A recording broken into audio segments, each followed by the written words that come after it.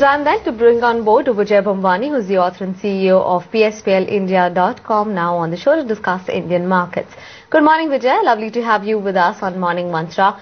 To start with, would like to know the Nifty range that you're mapping. Where the market outlook is concerned, the Nifty has managed to close above the psychological barrier of 6,000, which is a positive sign for the bulls. And barring routine profit-taking corrections, which will be a normal phenomena in a bull market, I don't expect a significant threat to the upthrust at this point in time. Where the intraday pivot levels are concerned for the Nifty spot, the bullish pivot will be at 6,010 levels as long as the Nifty manages to trade above this threshold in the spot segment. The primary target will be 6,040 and the secondary target will be 6,060. On the flip side, the bearish pivot for the Nifty spot is at 5995 levels, below which the primary target will be 5980 and the secondary target will be 5960. Right. And Vijay, what is it that you like amongst the PSU banking lot?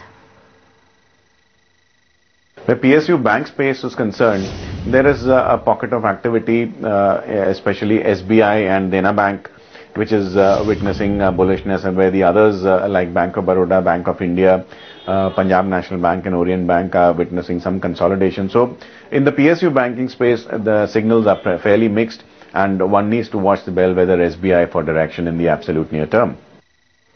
Vijay, would like to know your thoughts on Cain India as well as Zara. Cain India is trading now at an 8-week high, and the outlook remains positive for the next couple of trading sessions. The 328 level is a support which the bulls will need to defend in case there's any downside, and all existing long positions may be held with a stop loss at 328. Reliance is showing signs of sluggishness and a negative divergence on the absolute short-term charts, and the 880 level, which is the previous swing high made on 17th of September 2012, will be the critical resistance area to watch out for. As and when the price reaches or gets close to the 880 levels, I do expect short-term players to unwind some long positions there. Once a breakout is clearly seen, a confirmed breakout above 880 is seen, the next round of upthrust may be triggered in Reliance Industries.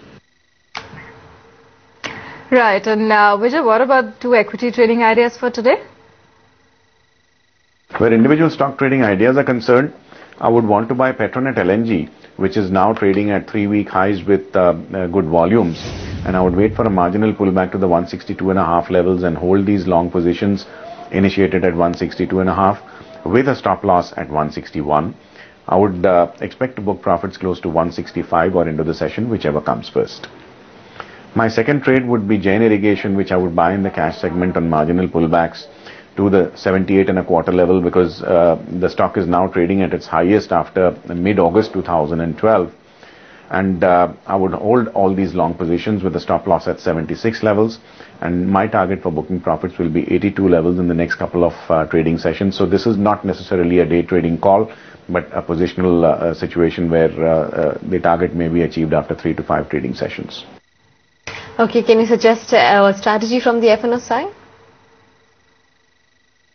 In the future space, I would want to buy January futures of Reliance Capital at 503.5. I would hold these long positions with a stop loss at 499, and I would expect to book profits at 509 or end of the session, whichever comes first.